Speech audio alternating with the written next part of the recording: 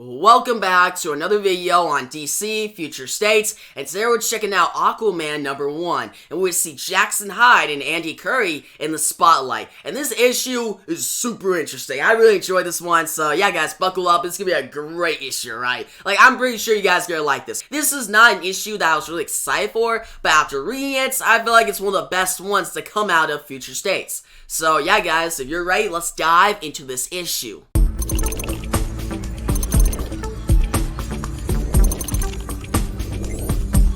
So, diving into FutureState's Aquaman, we first see Jackson Hyde on Neptune. Now, something important to know, guys, is the story is set in the year 2030. So, we see Jackson Hyde, right? He's trying to escape to the surface. He's being chased by these guards on top of sharks. Jackson almost makes it to the lights, but then he's swarmed by these guards. They pull him back down, but Jackson laughs. When he saw the light, he saw something else. Help will arrive soon. He just needs to stick it out. Jackson is taken back to confinement. He's chained to the ground with the Neptune leader above him. Jackson continues to laugh.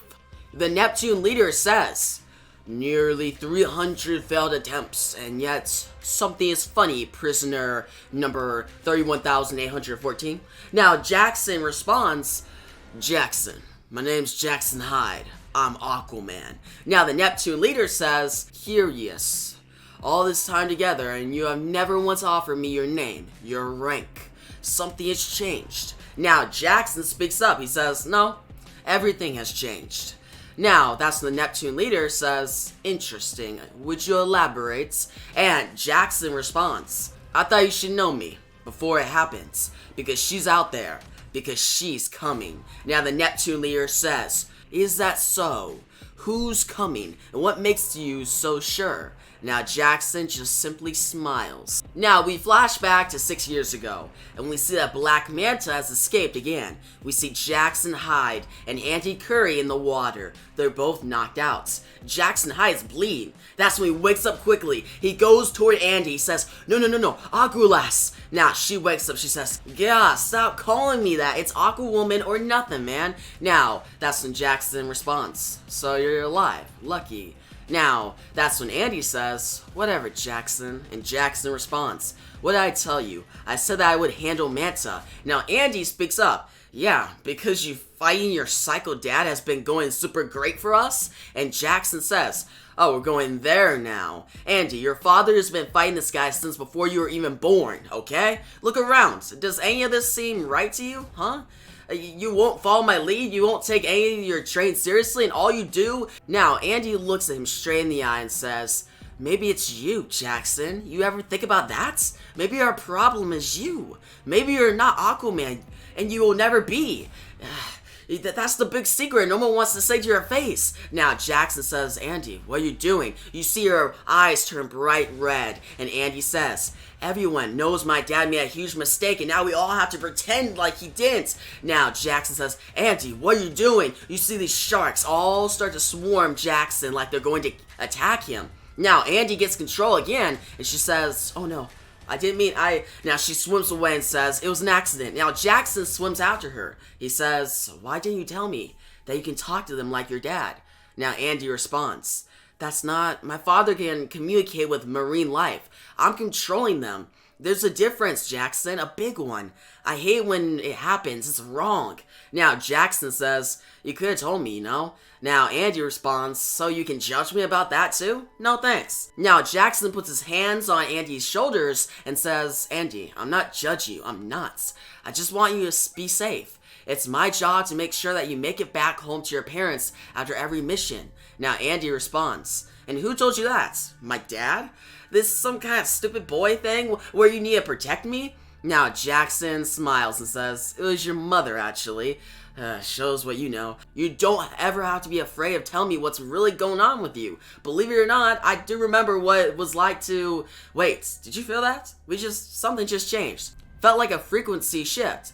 The Justice League of America teleporters feel like that when you go through them. Now Andy says, "Why is this water a different color now?" The water turns green. Now, that's when they swim to the surface. Jackson says, "I can't see the smoke anymore, and the sky's pink. It's like we..."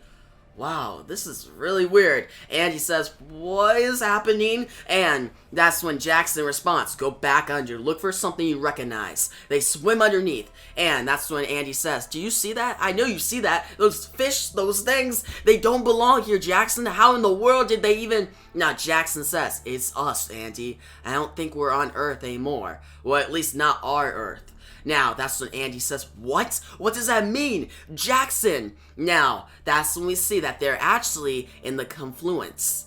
Now, we see Jackson pretty much telling the story to the Neptune leader when he's chained up, and the Neptune leader says, remarkable. You and your young apprentice discovered the Confluence, the one great ocean that connects all time with all space. This explains so much, and I do wish you had talked more candidly from the very start. I could have greatly improved your time here. So you must know then, what the Confluence provides. And Jackson says, clarity. Now, that's when the Neptune leader says, yes, Mr. Hyde, and though not everyone understands, until the moments have all passed. Now, we see Jackson and Andy on a beach, and Andy says, this is world number 6 now. And Jackson responds, no, it's been 7. You're forgetting the one with all the talking. And Andy says, snakes, yes, and thanks for reminding me. Are we ever going home, you think? And Jackson smiles, he looks at the ocean, says, getting lost in time, or caught between dimensions, or whatever. It's pretty common for people like us. If you haven't been through this at least once, they don't even let you into the Justice League. Andy says, liar. And that's when Jackson looks at her and says, that's what I heard. Jackson then continues to say to the Neptune leader, we just helped people the whole time, traveled from world to world, righting wrongs. The only thing we were responsible for was each other. The Neptune leader says, there was no way for you to know, despite all the different worlds you saw together. Now we see Andy, she's swimming in the ocean, she says, is it still back there? And that's when Jackson says, less looking back, more getting away. Dig, Andy, dig. They continue to swim fast. We see this huge monster going after them. And that's when Andy says, Jackson, we can't if it catches. And Jackson says, you shut up and you swim, Aquaman, now. Now they get caught by this big monster. That's when the Neptune leader says that all of them were connected by the same great ocean and protected by the same great beast. So this big beast protects this entire Confluence, right? Now this big beast is attacking Aquaman, or Andy, and Jackson. Now, Andy says, Jackson, I can't. And that's when Jackson says, don't panic. Something is, I can't feel. Now Andy says, Jackson, I'm tired now. Why am I so... And that's when Jackson says, paralytic. There's something on its tentacles. Ugh. Hang on, stay with me. Now Jackson gets free, says take control of it, Andy. Now she gets shocked, and that's what Jackson says. Let go of her, let go of her. He tries to pull her out of the tentacles. Now Andy says, I can't, we're not going to make it, Jackson. Too weak. Now, I'm sorry. Now Jackson tries to grab her hand, but he can't. He says, no, you power down right now, Andy, you hear me? Don't you dare, don't you? Now we see a big shock. And we see tears come out of Jackson's eyes. He falls back into the ocean. He says, Andy. And then we see the tentacle monster rip Andy, rip her legs off, rip her limbs off her body. Jackson watches this in front of his eyes. He screams, Andy. Now Andy cries. She says, tell them I... Now, Jackson explained this story to the Neptune leader. Looks away for a second. He says, I know what she said. I couldn't hear her from... I know what she said. Now, he looks for a second, and then the Neptune leader says, wasteful. Now, that's when Jackson puts his fist up. He says, what did you say? What the hell did you say? The chains begin to break. The Neptune leader puts his hand down and says, please, you misunderstand. This is an advanced society, Mr. Hyde. You're speaking of a deep, untreated trauma, one that has persisted for years. Without proper remedy, what I mean to say is only this. We have ways of helping you forget the things that have destroyed you. All this time, if you had only been more forthcoming with me from the very start, you would have had to suffer with this for so long. You don't have to now. And that's when Jackson says, so what? I just take some magic pill and all the bad thoughts go away? And the Neptune leader says, yes, of course. We are not savages. What kind of broken species sees trauma and regret as virtue? Now, the Neptune leader begins to stand up. He says, Jackson, may I call you that? Jackson, nothing is going to happen here. Our security is absolute. Our control is unmatched. They always have been, so let us help you. Now Jackson grits his teeth and says, I appreciate that, I really do, but I think everything's gonna be alright right now. I just figured it all out. Now, he clenches his fist, he says, I thought I lost my mind this whole time because, well, I could have sworn I used to be stronger than this, faster than this. I used to be harder, and I thought it was this atmosphere, something about your plan, maybe. But now I realized the real problem was up here in my head this whole time. Yeah, that's when you hear an alarm go off in this whole Neptune planet, right? This whole area that Jackson is confined in. Now, that's when Jackson continues to say, I've just been shocked, like you said, some deep trauma. Before today, when I thought about losing her, failing her, I could barely move, I couldn't even speak. And that's how you know me. These are strengths, your unmatched controls. They're designed for how strong you people think I am, how strong I showed you I was for so long. Now, in Jackson's eyes, they begin to turn red. He begins to get motivated. He says, if she survived, then I kept my promise to her parents. I gave her everything I had, everything she needed out there to survive. And now, that's when it breaks out of the chains. You hear a crash. He says, now she's giving it right back. Now, that's when he gets the chains, he wraps them around the different guards. He breaks the guards. And that's when the Neptune leader puts his hands out. He says, wait, Jackson, wait. Now, Jackson breaks the throne that the Neptune leader is sitting in. And the Neptune leader says, is she here? Jackson, Aquaman, is she here? Now, Jackson turns away and he smiles. Then he carves in the water. Aquawoman lives. He picks up this golden stick and says, she is. And Jackson forms his weapons. They're blue blades pretty much. And he begins to walk toward this army of Neptune soldiers ready to shoot at him. He has pretty much blood leaking down his leg. He's ready to fight, and he says, come on now. Not polite to keep her waiting. So Jackson is gonna go meet up with Andy because she's actually alive.